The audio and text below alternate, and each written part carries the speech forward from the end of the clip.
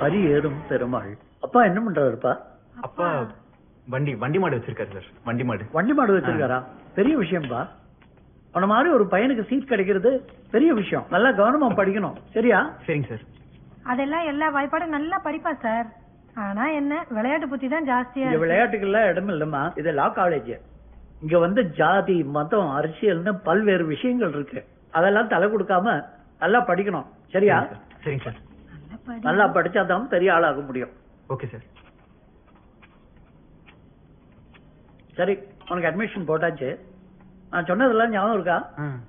நல்லா படிச்சாதான் என்ன ஆக முடியும்? டாக்டர் ஆக முடியும் சார். சரி சார். சரி, உனக்கு அட்மிஷன் போட்டாச்சு. கிளம்பு.